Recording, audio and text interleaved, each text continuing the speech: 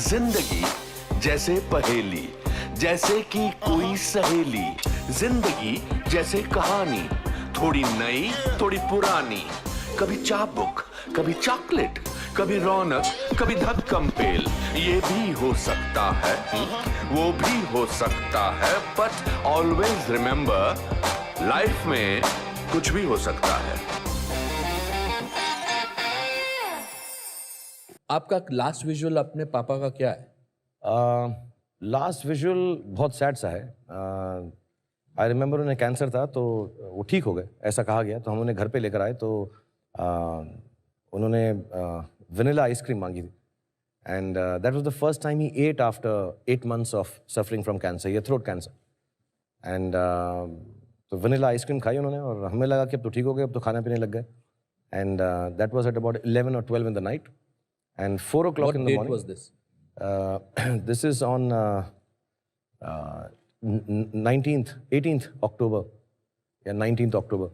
And then 18 रात थी, और फिर उसके बाद I went to sleep and my mother, I think, मुझे मालूम नहीं पड़ा, my mother woke me up and she said Papa is in the hospital. वो वापस ले गए उनको, और जब तक हम पहुँचे 3-4 बज गए थे।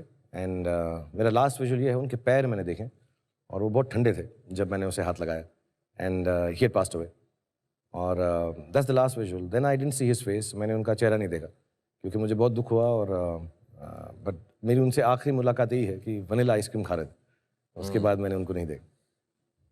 Sorry to revive these memories, but just उसके कितने दिनों बाद आपके मम्मी का देहांत हुआ? ही एक्सपायर्ड इन 81। मदर एक्सपायर्ड, उनका देहांत हुआ 1991 में, 10 साल बाद। तो हम लोग उनकी ही डेथ से जूझ रहे थे अभी, क्योंकि सडनली वो चले गए। और हमारी बहन की जो थोड़ी तबीयत ख़राब हो गई, उनको सदमा पहुंचा, और अकेली औरत थी, तो फिर काम वाम पढ़ाना। और वो चाहती थी कि हम बहुत पढ़े लिखें, मेरे फादर भी ये चाहते थे, मदर भी। तो मुझे उनकी फौत के बाद मालूम पड़ा कि उन्होंने कितने लोगों से कर्जे लिए, कितनी मेहनत की, कि मैं और मेरी बहन जो है, मेरी बहन भी MLLB है, मैं खुद मास्टर्स हूँ, मैंने डिग्री नहीं ख़त्म की लेकिन मैस कम्युनिकेशन से। लेकिन उन्होंने कहा कि तुम पढ़ना ज़रूर। और मुझे अभी भी याद है, उस ज़माने में फ़ीस देने में तकलीफ़ होती थी, लेकिन वो बेचारी कहीं ना कहीं से जुगाड़ करके, मेहनत करके, आई थिंक वो काम करती रहीं। तो वो 4-5 साल तो उसी सदमे में निकल गए कि फ़ादर की डेथ हो गई।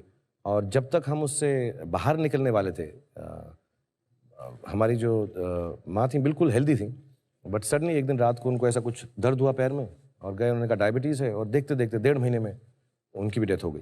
पार्किंग लॉट में प्रे कर रहे थे और आप वापस नहीं जा रहे थे अपनी मम्मी को मिलने, क्योंकि आपको लगता था कि अगर मैं प्रे करता रहूँगा तो my mother will not pass away.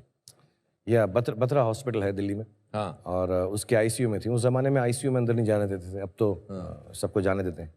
तो मुझे किसी ने कहा कि तुम दुआ करते रहो, और जब तक दुआ जारी रहती है तब तक अल्लाह मियाँ जो हैं सुनते रहते हैं, सुनने में तो मसरूफ़ रहते हैं कि कुछ एक्शन नहीं लेते। तो मेरी एक ही दुआ है, मुझे एक ही आती है, मैं सबको सिखाता भी हूँ। और स्पोर्ट्स की दुआ है, नस्रुन मिनल्लाहि व फतहुन करीब, कि खुदा मुझे शक्ति दो कि मैं जीत सकूँ। हर दोबारा बोलना एक बार, क्या? नस्रुन मिनल्लाहि व फतहुन करीब। ओके। कि अल्लाह मियाँ मुझे आप ताकत दें कि मैं हर सिचुएशन में जीत सकूं, उससे फेस कर सकूं।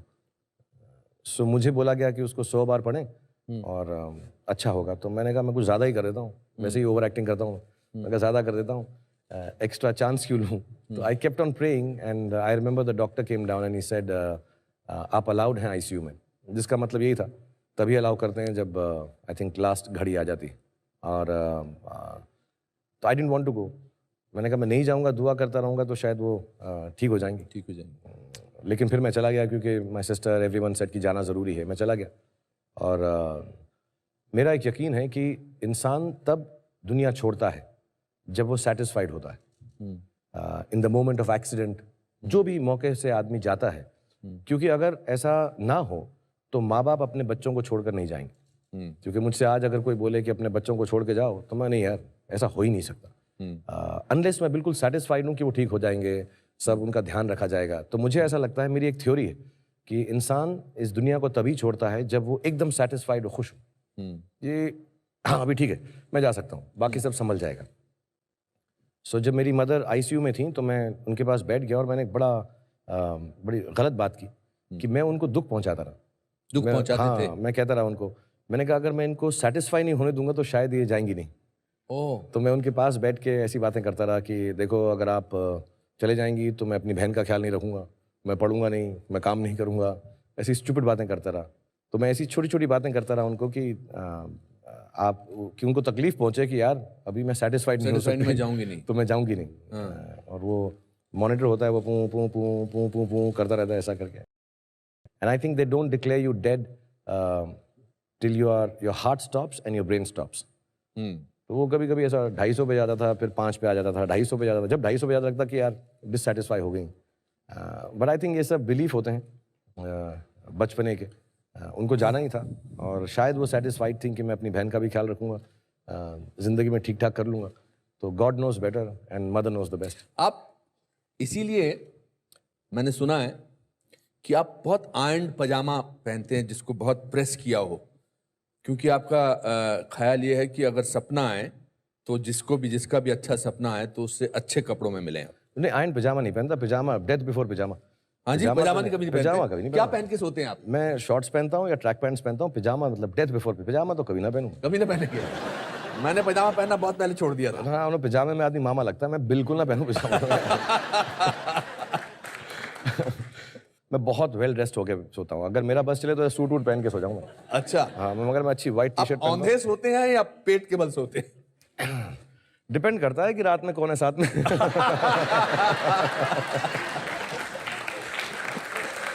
और जब तन्हा होते हैं तो कैसे सोते हैं? आई थिंक मेरे को कभी देखा नहीं अपने आप को सोते हुए, लेकिन मुझे ऐसा लगता है मैं उल्टा ही सोता हूँ। अच्छा, हाँ, उल्टा सोता हूँ मैं। शुरू सीधा होता हूँ। आमतौर पे कहा जाता है कि जो बादशाह होता है, जो राजा होता है, जो किंग होता है, वो सोते हुए बहुत अकेला महसूस करता है। Do you feel like that? हाँ, मतलब मुझको रात में अकेलापन महसूस होता है क्योंकि मुझे एक तो नींद बहुत कम आती। मैं 3-4 घंटे सोता हूँ। इसलिए नींद कम आती है या इसीलिए देर से सोते हो? आई डोंट नो, इनमें से कोई चीज़ होगी। मतलब या तो मुझे क्योंकि अकेलापन है इसलिए नहीं सोता हूँ। हाँ। तो मैं बच्चों को, बीवी के साथ सबसे बात करके उनको भी मैंने लेट कर दिया है। लेकिन उसके बाद मैं एक चीटिंग करके उनके बाद भी जागता रहता हूँ। टीवी भी देख लेता हूँ कभी कभी अगर मिस हो गया हो। बट अदरवाइज या नाइट्स आर लोनली। या Nights are lonely. Which was the first actress you had crush on? किस पहली मोहतरमा को आपने पर्दे पर देखा और कहा था कि हाय ओ मेरी माँ, मतलब नॉट ओ मेरी माँ। अनुपम, आपका तो रोमांस भी इतना ओल्ड फैशन हो गया कि लड़की को देख के ओ मेरी माँ बोलो, क्या कर रहे हो यार। द फर्स्ट एक्ट्रेस पर्दे पे तो नहीं देखा मैंने, फिल्म में बहुत देर में देखना शुरू की थी क्योंकि तब अलाउड नहीं होता, टीवी पे देखते थे। हाँ जी, जी। अपने साथ वाले अरोड़ा साहब के घर में टीवी होता था। हमारे यहाँ मल्होत्रा साहब होते हाँ, दरी पे बैठ के टीवी देखते थे। संडे को जो पिक्चर आती थी, मुमताज जी। मुमताज, हाँ, मतलब मेरी ऑल टाइम फेवरेट है मुमताज जी। मुझे बहुत खूबसूरत लगती हैं। हाँ। और अभी मतलब ऐसा कहना सही है कि नहीं, बट एक्सट्रीमली सेक्सी हाँ। And I think very very beautiful. मैंने नोट किया कि पिछले जब से मैं बात कर रहा हूँ आप बहुत केयरफुल हो गए हो कि ये ठीक बोलना सही है कि नहीं, मैं नहीं बोलता हूँ। वाई? नहीं, कहीं मुमताज जी को गलत ना लग जाए। नहीं, मुमताज जी की बात तो समझ, उससे पहले भी आपने 2 बार बोला था कि आई नो, बट ऐसा भी कंट्रोवर्सी हो वो यार, जाएगी। वो कुछ भी लिख देते हैं। कुछ क्या है कि लोग जो हैं, इतना वक्त है उनके पास, स्पेशली आजकल, कि कुछ चीज बोलो तो उसका कुछ ना कुछ अलग मीनिंग निकाल के कुछ बट और बोलते आपकी हैं। तो खासियत है कि आप कभी बोलने से पहले सोचते नहीं है। ठीक है, जो कुछ मैंने सॉरी बोल के बोला मैं वापस लेता हूँ। जो मैंने बोला है सीधा बोला है, ऐसी की तैसी तुम्हारी। करेक्ट।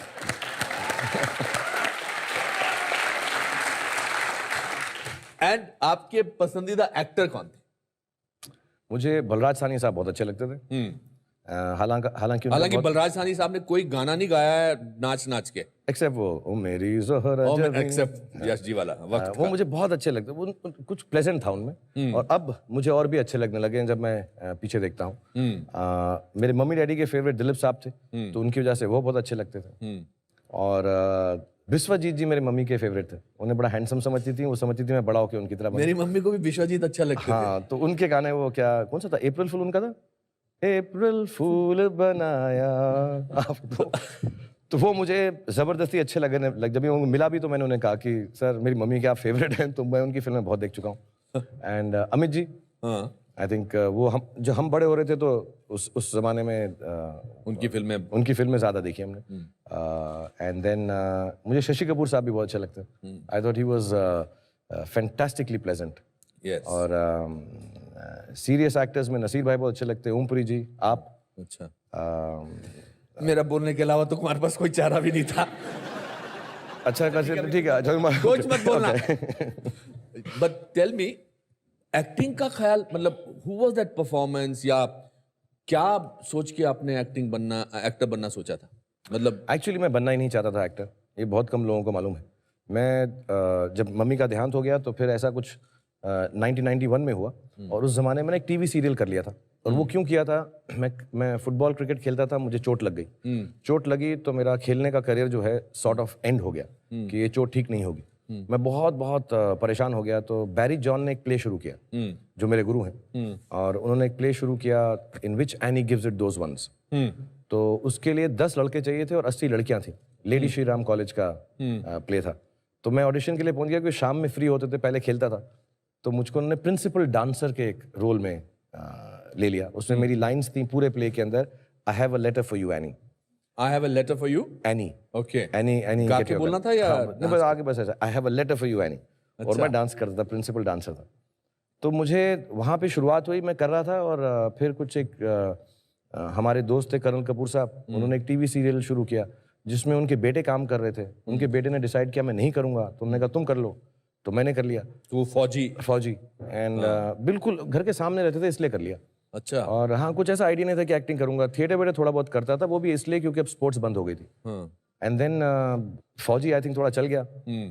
तो एक दिन मैं घर में था, 2 लोग मैं मेंशन जरूर करूंगा। एक मिस्टर हैरी बवेजा, मुझे पहला फोन मुंबई से मिस्टर हैरी बवेजा का आया। He was my class fellow. आज तक उनके लिए मैं कुछ भी कर सकता हूँ, क्योंकि मेरी मम्मी ने उनका नंबर अपने हाथ से दीवार पे लिखते थे, तब टेलीफोन होता ना, तो उसके ऊपर लिखते थे। तो हैरी बवेजा लिखा था कि यार मैं फिल्म बनाना चाहता हूँ, आप आ जाएं। तो मैं कह रहा यार कुछ फिल्मों में रोल मिल रहा है, तो मैंने तब नहीं किया। फिर एक दिन मुझे हेमा जी की नीस का फोन आया। अच्छा। और उन्होंने कहा Hema ji would like to speak to you. तो मैंने समझा ऐसा कुछ फैन वैन टाइप जो है, मजाक कर रहे हैं। तो मैं कौन हेमा जी? तो हेमा मालिनी जी। तो मैंने बिलीव नहीं किया। और फिर वो फोन पे आई, उन्होंने कहा मैं फिल्म बनाना चाहती हूँ। दिल्ली में फोन आया था? मैं दिल्ली में फोन आया, घर के, मतलब ऑब्वियसली हाँ, नॉर्मल घर के अंदर ऐसा फोन। तो मैं कहा, मम्मी को भी जाके बोला, मैंने कहा हेमा मालिनी जी ने फोन किया है। कहते हाँ हाँ ठीक है। तो हेमा जी का फोन आ गया, तो उन्होंने कहा मैं फिल्मों में काम। तो I had no interest actually, to tell you honestly. तो क्या करना चाहते थे आप? मैं कमाल करना चाहता था। अरे कमाल तो किया आपने। मैं एक्चुअली फिल्में बनाना चाहता था। आप फिल्मों के साथ जुड़ा हुआ कोई काम करना मैंने चाहते साइंस की, उसके बाद इकोनॉमिक्स की, उसके बाद मैथ्स कम्युनिकेशन मैंने इसलिए कि मैं एड फिल्म्स बनाना चाहता था। मेरे को लगा ऐसा ये ठीक है यार, कुछ ऐसा 30 सेकंड के अंदर फिल्में बनाऊंगा, क्योंकि ना मुझे लगता था मैं देखने में ठीक हूँ, ना मुझे लगता था मुझे एक्टिंग आती। तो मैं कहा मैं कुछ ऐसा फिल्म्स बना लूंगा मैं जाके। और एड फिल्म्स मुझे बड़ी अच्छी लगती थी। मैंने प्रोडक्शन में काम किया था 2-4 दिल्ली में।